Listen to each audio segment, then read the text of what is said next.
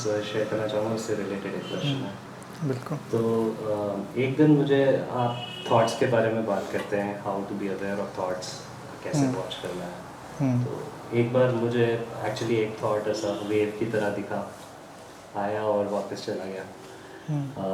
In spite of that मैंने कई बार ऐसा ऑब्जर्व किया है, मैं थॉट्स को ऑब्जर्व करने की कोशिश कर रहा हूँ, लेकिन कब you get sucked into it और आप वो उसमें चले गए और अवेयरनेस लूज हो गई, पता ही नहीं लगता। थोड़ी देर बाद ठीक है आप फिर ट्राई करते हैं वापस आने का, बट इट्स वेरी डिफिकल्ट। तो आप उस बारे में थोड़ी सी कुछ गाइडेंस देना चाहेंगे, क्या उसमें बेटर किया जा सकता है? देखिए, थॉट्स का जो मसला है ये बहुत ही इंट्रिकेट भी है और बहुत सिंपल भी है, यानी कि बहुत जटिल भी है और बहुत सरल भी है। इसको समझना पड़ेगा, और हर चीज़ को समझने के लिए मेरा हमेशा कहना है कि जो हमारे कॉन्सेप्ट्स हैं, यानी किसी चीज़ को समझने के कॉन्सेप्ट हैं, उन पर ही पहले हमको विचार करना पड़ेगा, उन पर काम करना पड़ेगा। कई बार अगर हम गलत कॉन्सेप्ट से किसी चीज़ को शुरू कर देते हैं तो जो आगे का प्रोसेस है वो भी सही नहीं होता। तो थॉट्स पे जब काम कर रहे हो तो पहला कॉन्सेप्ट तो यही चेंज करना होता है कि कोई भी थॉट मेरा या तुम्हारा नहीं है। No thought is yours. Thoughts are simply there in the atmosphere, in the existence, they are flowing. वो हैं अस्तित्व में, हमारे भीतर वो घटते हैं, हमारे भीतर वो प्रकट होते हैं। जब ये चीज़ मानेंगे, पहली बार समझेंगे, और इसको भी हम एक्सप्लोर कर सकते हैं बार बार कि क्या मेरा थॉट है। मेरा थॉट अगर हो तो आप कैपेबल, कोई भी व्यक्ति हो सकता है कि वो बताए कि मेरे माइंड में अगला थॉट कौन सा होगा। दुनिया में कोई भी ऐसा व्यक्ति नहीं है अनइनलाइटेंड, इनलाइटेंड, जो ये क्लेम कर सके कि वो ये बता सकता है कि उसके अंदर अगला विचार कौन सा आएगा। It simply happens. ये बस आता है। तो आता है तो मेरा नहीं है, तुम्हारा नहीं है। इसके साथ ही उसके ऊपर से जो हमारी पकड़ है, जो बॉन्डेज है, वो लूज हो जाती है और एक इनॉर्मस एनर्जी रिलीज होती है, एक इनॉर्मस फ्रीडम रिलीज होती है। अब इस कंसेप्ट की ग्राउंड पे खड़े होकर जब हम वॉच करते हैं तो हम उसका फ्लो देखते हैं, कैसे वो फ्लो इन, फ्लो आउट, कैसे वो मूव कर रहा है। ऑब्वियसली जो हमारी आदत है, कंडीशनिंग है कि एकदम से हम उसमें खींच लिए जाएंगे, उस थॉट के जो फ्लो और उसकी वेव में हम पूरी तरह से खो जाएंगे। ये होगा, बार बार होगा। लेकिन फिर जब हम कंटिन्यू रखेंगे, अब इन सब चीज़ों में कोई जल्दबाजी की तो बात है नहीं। कभी किसी को ये नहीं मानना चाहिए कि कोई चीज़ बिल्कुल अभी अभी हो जाएगी। It takes time.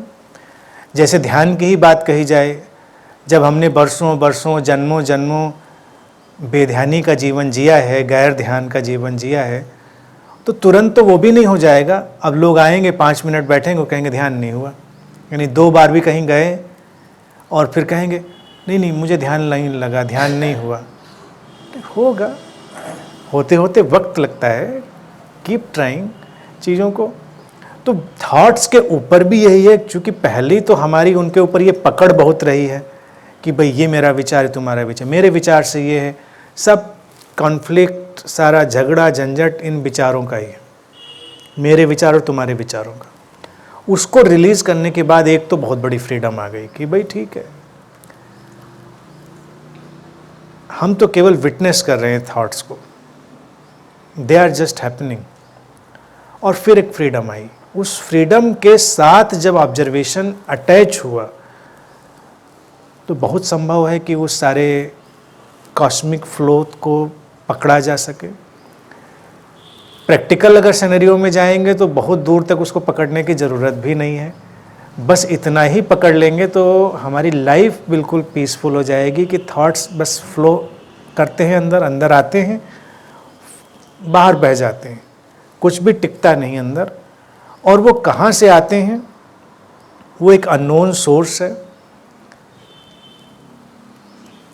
और वो अननोन सोर्स में डिसअपियर हो जाते हैं।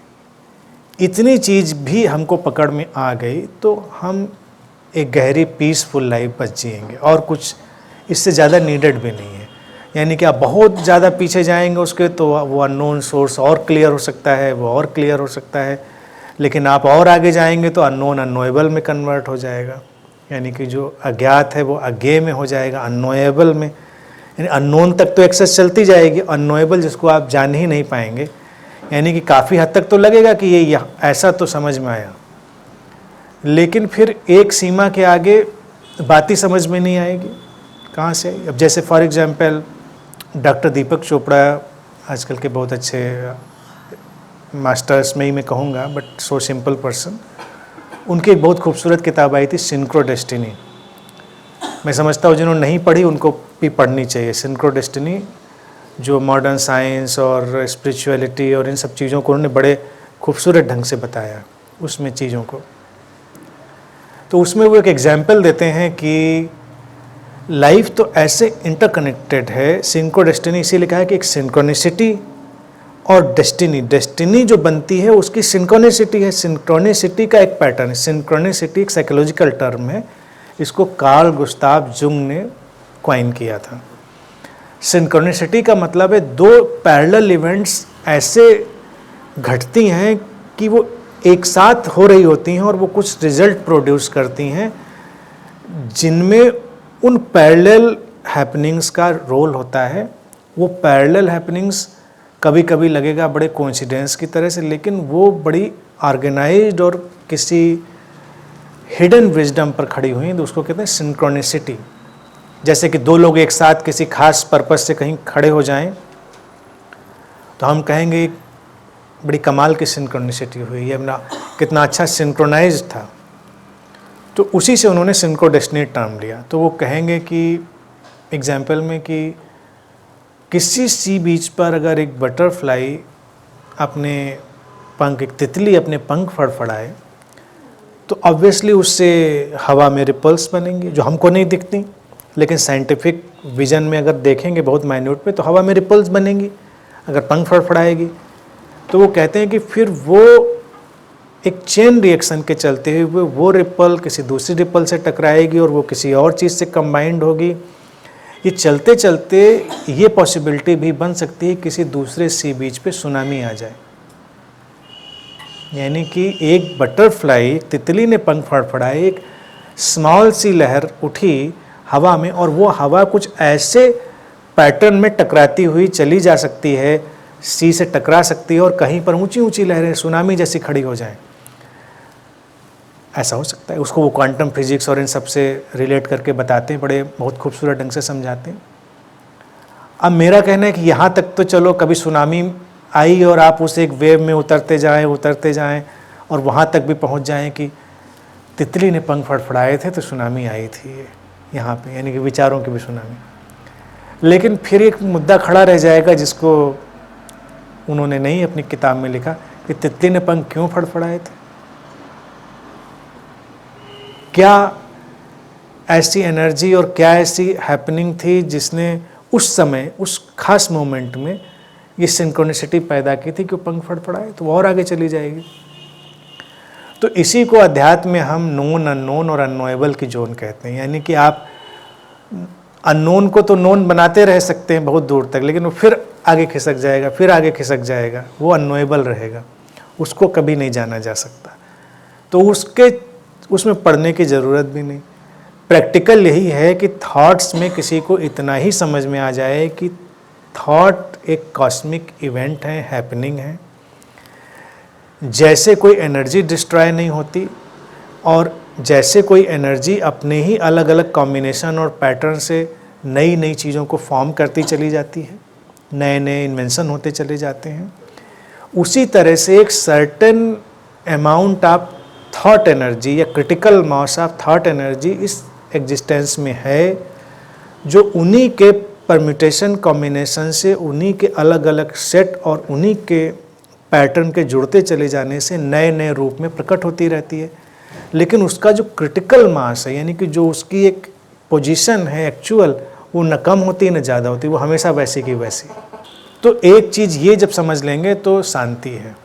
झगड़े झंझट ख़त्म, फिर इतना दिखेगा कि विचार आया और गया। एक मेडिटेटर जब बहुत अवेयर और एक्सपर्ट हो जाएगा तब उसको ये चीज़ पता चलने लगेगी कि विचार आ रहा है, और कभी लग जाएगा कि ये तो इधर से आ रहा है या उधर से आ रहा है। अब मान लीजिए कोई फ्रस्ट्रेशन में कोई व्यक्ति उधर बैठा है और तुम अचानक फ्रस्ट्रेशन फील करने लग सकते हो। तुम अवेयर हो गए, तुम ये जान सकते हो कि ये फ्रस्ट्रेशन की वेव उठी, ये बस गुजर जाएगी। तो सिंपली मेरा सजेशन है कि don't close your window, let it pass, उसको पास हो जाने दीजिए बस, क्योंकि वो तो आएंगी जाएंगी चीज़ें, उनको आप रोक ही नहीं सकते हैं। यानी कि उसके लिए अगर आप सोचे कि उसको आप रोक देंगे तो रुकेगा कुछ नहीं, बस वो गुजरेगा। जैसे इस खिड़की से हवा गुजर रही है, गुजरेगी, जैसा मौसम होगा वैसी गुजरेगी। क्लाउडी वेदर में उस तरह की, अभी आंधी आ जाएगी तो उस तरह की, लेकिन क्या फ़र्क पड़ता है, आंधी वाली आएगी उसके बाद हम लोग डस्टिंग वस्टिंग करके सब ठीक कर लेंगे। तुम्हारे उधर डस्टिंग की ज़्यादा ज़रूरत नहीं पड़ती है, लेकिन जैसा माहौल होगा वैसा कर लेंगे, उसकी एक्सेप्टेंस है और अपना कोई उसमें उलझाव नहीं है। एक टोटल फ्रीडम की लाइफ है। तो एक मेडिटेटर की ये सारी लाइफ स्टाइल हो जाएगी, उसमें थॉट से कोई इंटेंगलमेंट नहीं रह जाएगा।